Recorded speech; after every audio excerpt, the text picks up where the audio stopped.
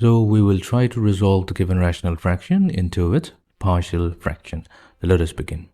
Now clearly in the denominator we observe that there are three factors. Here x minus 1 is repeating twice. So we'll have two factors contributing from x minus 1 whole squared. And then we have the other factor from x squared plus 1. Which means that we will get three partial fractions. So let's begin by assuming that the given rational fraction 1 over x minus 1 whole squared times x squared plus 1. So this can be broken down into three partial fractions as a over x minus 1. So this is going to be the first partial fraction. But here x minus 1 is repeating twice, so we'll get second partial fraction as b over x minus 1 squared. Then we have the third partial fraction. The numerator will be cx plus d. The reason behind this is the denominator has a factor which is quadratic in nature. So we have x squared plus 1. So what we have done, we have assumed that the given rational fraction can be broken down into three partial fractions. So let this be number 1, and our goal will be to first obtain the value of a, b, c and d. So let's begin. So what we'll do, we'll begin with number 1 and multiply throughout with the denominator x minus 1 whole square times x squared plus 1 whole square, such that we get 1 equals to, so we have here x minus 1 times x squared plus 1 multiplied to a, followed by x minus 1, so that gets factored out. So we have x squared plus 1 times b. And then we have x minus 1 whole squared multiplied to cx plus d. Now what we'll do, we will expand the terms on the right hand side and we're going to combine all the like terms, which should give us x cubed multiplied to a plus c plus x squared multiplied to negative a plus b minus 2c plus x multiplied to a plus c minus 2d.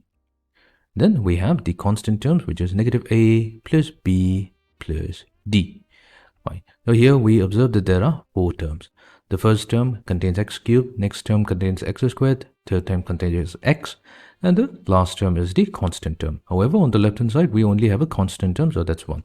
What we can do, we can rewrite it as 0 times x cubed plus 0 times x squared plus 0 times x plus 1.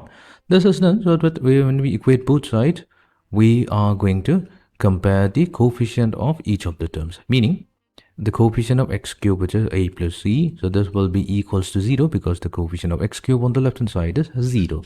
Similarly, we have negative a plus b minus 2c, so that's going to be equals to 0. Then we have a plus c minus 2d, so this is going to be equals to 0. And the constant term negative a plus b plus d, so that's going to be equals to 1. So we have four unknowns a, b, c and d, and we have four equations. So we can solve these four equations to obtain the value of a, b, c and d that I am leaving as an exercise for you to try out. I'll state the values here. So a comes out to be equals to negative half. Then we have the value of b, so b comes out to be positive half.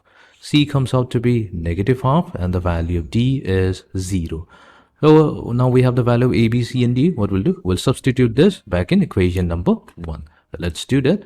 So we should get now 1 divided by x minus 1 whole squared multiplied to x squared plus 1 equals to, so we have a over x minus 1. So a over x minus 1 will be, so in place of a, we have negative half. Negative half divided by x minus 1.